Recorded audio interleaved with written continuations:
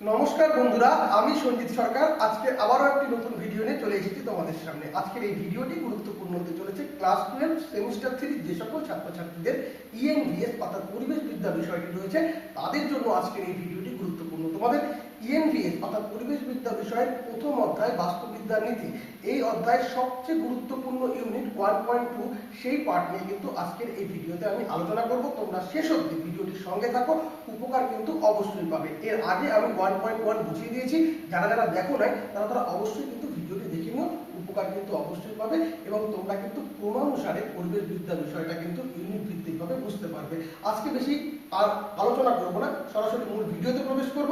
সেই ভিডিওতে দেখে নিব আজকের ইউনিটের আলোচনার বিষয়গুলো কি কি রয়েছে আর কোথায় কোথায় গুরুত্বপূর্ণ টপিকগুলো রয়েছে, কারণ এই ইউনিটটা কিন্তু খুবই গুরুত্বপূর্ণ। এখান থেকে কিন্তু অসংখ্য ছোট প্রশ্ন এসে থাকে। তো চলো শুরু করা যাক আজকের এই গুরুত্বপূর্ণ ভিডিও। ক্লাস 12 সেমিস্টার 3 ইএনভিএস প্রথম অধ্যায় কি বাস্তুবিদ্যা নীতি, তার 1.2 ইউনিট অটিকোলজি, সিন ইকোলজি ও প্রধান স্থলজ বায়ুসমূহ। এই পার্টটা তোমাদেরকে বুঝতে লাগবে, অটিকোলজি, সিন ইকোলজি ও প্রধান স্থলজ বায়ুসমূহ। দেখো, প্রথমে আমরা যেটা বুঝবো সেটা হচ্ছে বাস্তুবিদ্যার স্তর বা ধাপ। এই পার্টটা 1.1 এ কিন্তু আমরা বুঝিয়ে দিয়েছি, ওখানে ডিটেইলসে বলা আছে। তোমরা একবার দেখে নিও, তাহলে তোমাদের কিন্তু এই টপিকটি দেখতে বা বুঝতে কিন্তু অনেকটাই সুবিধা হবে। দেখো, এখানে যদি আমি আলোচনা করি তাহলে অনেকটা বড় হয়ে যাবে, তাই এই পার্টটা এখানে আলোচনা করছি না, যাক সংক্ষিপ্তভাবে তোমাদের একটু ধারণা দিয়ে দিচ্ছি। দেখো, বাস্তুবিদ্যার স্তর বা ধাপের ভিতরে প্রথমেই থাকবে হচ্ছে একক জীব। কি বললাম? একক জীব, অর্থাৎ একটা বাঘ, একটা হরিণ বা একটা গাছ, একক জীব বলেছে একটা। এরপরে কি? পপুলেশন, মানে একই জাতের অনেকগুলো বাঘ, একই জাতের অনেকগুলো হরিণ বা একই জাতের অনেকগুলো গাছ, এটা চলে আসতেছে কিন্তু পপুলেশনের ভিতরে। এরপরে কমিউনিটি, এখানে কি থাকছে? এখানে বাঘ থাকছে, হরিণ থাকছে, গাছ থাকছে, অর্থাৎ তিনটেই কিন্তু থাকছে কমিউনিটির ভিতরে। এরপরে কি? বাস্তুতন্ত্র, এখানে কি থাকছে? এখানে জীব থাকছে, মাটি থাকছে, জল থাকছে। আর এরপরে বায়ু, যেটা কি বিশাল এলাকা বা বন। উদাহরণস্বরূপ তোমরা সুন্দরবনকে ধরে নিতে পারো। তাহলে একক জীবে কি? একটা বাঘ বা একটা গাছ, পপুলেশনে কি? একই জাতের অনেকগুলো বাঘ, কমিউনিটিতে কি? বাঘ, হরিণ, গাছ সবকিছু থাকবে এখানটাতে। বাস্তুতন্ত্রে জীব, মাটি, জল, আর বায়ুমে বিশাল এলাকা বা বন। উদাহরণ দিয়ে দিলাম সুন্দরবন। তো এই পার্টটা আমাদের গেল। এইবার আমাদের মূল টপিকে আমরা আসি। প্রথমে আমরা কি দেখব? অটিকোলজি বনাম সিন ইকোলজি। অটিকোলজি অর্থাৎ এটা আমরা বুঝতে গেলে প্রথমে জানবো কি অট। অট মানে কি? স বা একক। অট বা অটো মানে কি? স বা একক। এর সঙ্গে যুক্ত করতে হবে ইকোলজিকে। দেখো, এর সংজ্ঞাটা যদি আমরা বোঝার চেষ্টা করি তাহলে কিন্তু বিষয়টা আমরা ধরতে পারবো। অট মানে কি বলেছে? স বা একক, অর্থাৎ একটি নির্দিষ্ট পরিবেশের সাথে পরিবেশের সম্পর্ক। একটি নির্দিষ্ট পরিবেশের সাথে পরিবেশের সম্পর্ক। উদাহরণ কি? সুন্দরবনের একটি সুন্দরী গাছ বা বাঘ। প্রবর্তক কে ছিল? এই যে অটিকোলজি এবং সিন ইকোলজি, এই যে শব্দটা, এর প্রবর্তক কে ছিলেন? সি শ্রোয়েটার। সি শ্রোয়েটার কি এই কত সালে করলো? 1896 সালে অটিকোলজি এবং সিন ইকোলজি কিন্তু শব্দটি প্রবর্তন করেছিল সি শ্রোয়েটার। এবার দেখো, অটিকোলজিতে কি দেখলাম? স বা একক, মানে একটি বোঝানো হলো। সিন ইকোলজিতে কি বোঝানো হচ্ছে? সিন অর্থাৎ একত্রে বা সমগ্র। সিনে কি বোঝাচ্ছে? একত্রে বা সমগ্র যুক্ত ইকোলজি। অর্থাৎ কি? এখানে সংজ্ঞাটা দাঁড়াচ্ছে একটি নির্দিষ্ট অঞ্চলে সমগ্র জীবগোষ্ঠীর সম্পর্ক, এটা হচ্ছে সিন ইকোলজি। উদাহরণ কি? সুন্দরবনের সব গাছ, বাঘ, হরিণ, মাটি, জল। তাহলে অটিকোলজি আর সিন ইকোলজিতে বুঝতে কোনো অসুবিধা নেই। অটিকোলজি মানে কি? একটি, আর সিন ইকোলজি কি? একত্রে। আর দুটার প্রবর্তককে সি শ্রোয়েটার। কত খ্রিস্টাব্দে বা কত সালে? 1896 সালে। এখানে উদাহরণটা কি? সুন্দরবনের একটি সুন্দরী গাছ বা বাঘ, আর এখানে সুন্দরবনের সব গাছ, বাঘ, হরিণ, মাটি, জল সবকিছু। এবার যেটা গুরুত্বপূর্ণ পার্ট সেটা হচ্ছে বায়োম। বায়োম অর্থাৎ এই বায়োম, এটা কিন্তু এই শব্দটা এর উদ্ভাবক কে ছিলেন বলতো? Frederick clemency. ফ্রেডারিক ক্লিমেন্স কত সালে করেছিল? 1902 সালে করেছিল। এবার অর্থাৎ বায়ো, বায়ো, বায়ো মানে কি? জীবন। বায়ো মানে জীবন যুক্ত, মি মানে অঞ্চল বা এলাকা, অর্থাৎ জীবনের বিশাল এলাকা, এটা বায়ু। জীবনের বিশাল এলাকা, এটা বায়ু। সংজ্ঞা কি? যখন একটি বিশাল এলাকার আবহাওয়া জলবায়ু একই রকম হয় এবং সেখানে নির্দিষ্ট কিছু উদ্ভিদ ও প্রাণী স্থায়ীভাবে বাস করে, তখন সেই পুরো অঞ্চলটিকে একত্রে একটি বায়ন বলে। আর একবার বুঝে নাও, যখন একটি বিশাল এলাকার আবহাওয়া মানে জলবায়ু একই রকম হয় এবং সেখানে নির্দিষ্ট কিছু উদ্ভিদ ও প্রাণী স্থায়ীভাবে বাস করে, তখন সেই পুরো অঞ্চলটিকে একত্রে একটি বায়ন বলা হয়। তাহলে বায়ন বুঝতে গেলে আমাদের তিনটে জিনিস বুঝতে হবে। কি? বিশাল এলাকা, একই জলবায়ু এবং নির্দিষ্ট জীবন। উদাহরণ কি? যেমন মরুভূমি, এখানে কি? এখানে জল কম এবং এখানে গরম বেশি হয়, অর্থাৎ জলবায়ু কি? এখানে কিন্তু জলবায়ুটা গরম। সেখানে কি? শুধু ক্যাকটাস উদ্ভিদ জন্মায় এবং প্রাণীকে থাকে উট। যেরকম এই পুরো মরু অঞ্চলটা কিন্তু একটা বায়ু, এটা মরু অঞ্চলের বায়ুকে আলোচনা করলাম। এবার আমরা সরাসরি বেশ কিছু ইম্পর্টেন্ট টপিকে যাব, যেগুলা কিন্তু ছোট প্রশ্নের জন্য খুবই গুরুত্বপূর্ণ। একটা একটা করে স্টেপ বাই স্টেপ তোমরা বুঝে নাও, তাহলে বুঝতে পারবে।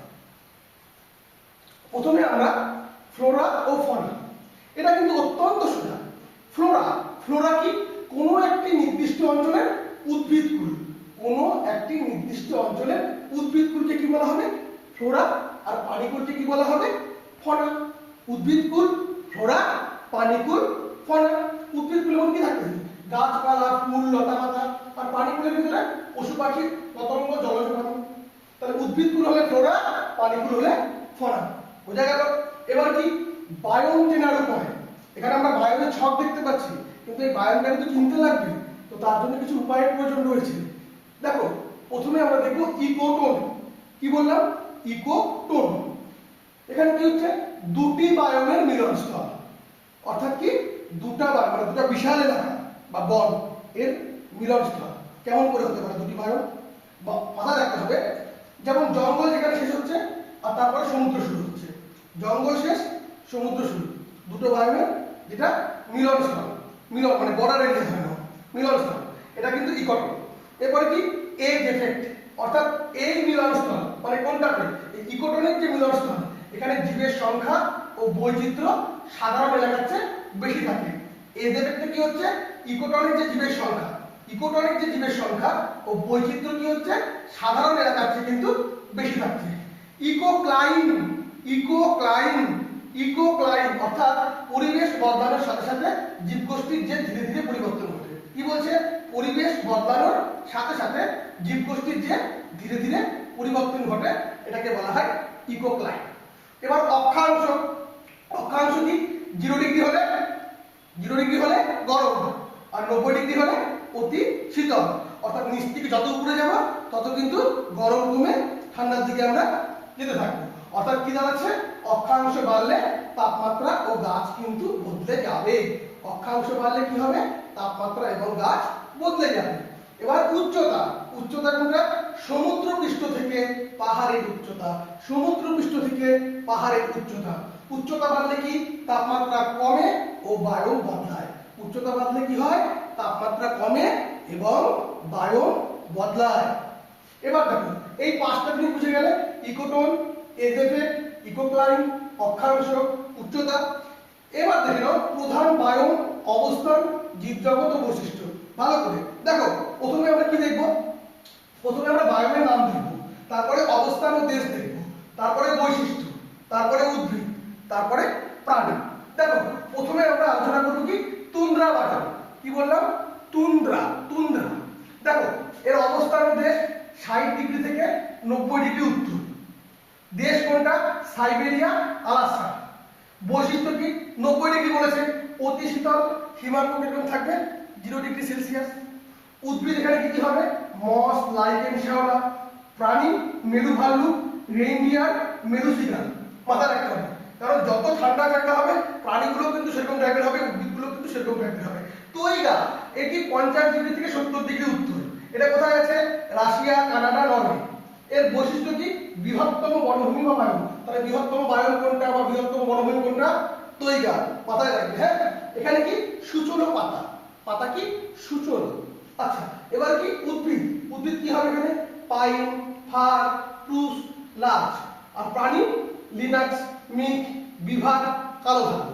হ্যাঁ, এবার চলে আসবে পর্ণমোচী। পর্ণমোচী কি? 30 ডিগ্রি থেকে 50 ডিগ্রি, মধ্য ইউরোপ, উত্তর আমেরিকা।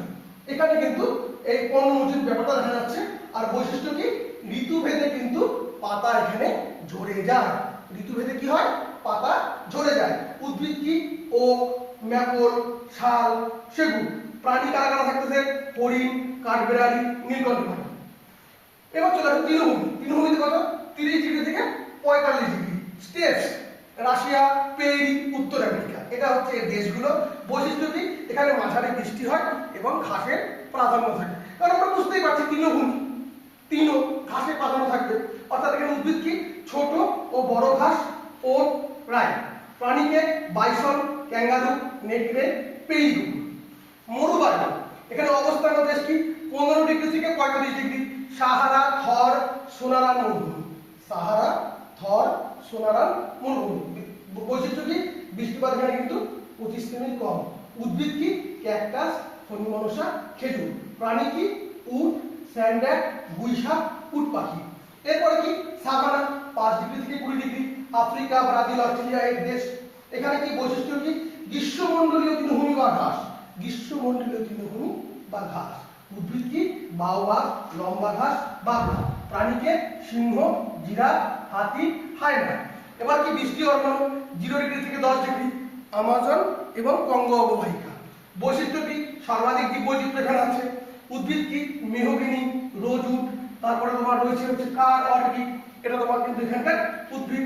প্রাণী কি? Gorilla, chimpanzee, Jaguar, anaconda. এটা কিন্তু মুখস্থ করার বিষয় রয়েছে। এরপরে চলে আসবে ম্যানগ্রোভ। ম্যানগ্রোভে কি হচ্ছে?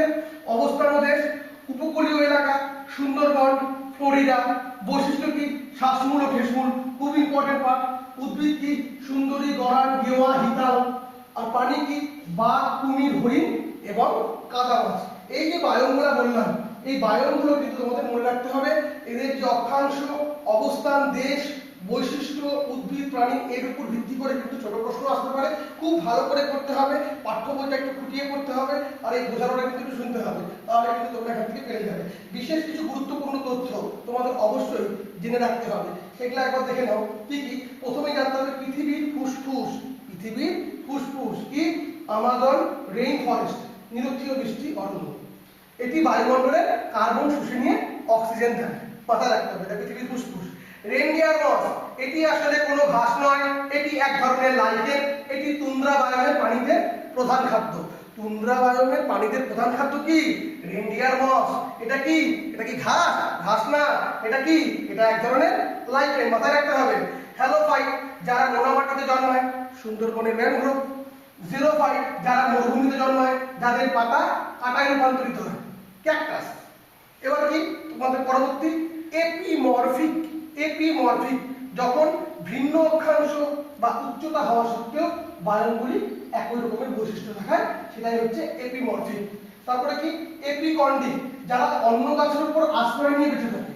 যারা অন্য গাছের উপর আশ্রয় নিয়ে বেঁচে থাকে কিন্তু খাবার চুরি করে না। যেমন কি? যেমন অর্কিড। এটি বৃষ্টি অরণ্যের বৈশিষ্ট্য, মাথায় রাখতে হবে। খুবই ইম্পর্টেন্ট পার্ট শ্বাসমূল। শ্বাসমূল কি? এটা কিন্তু অক্সিজেন মাস্ক বলা হয়, মাথায় রাখবে।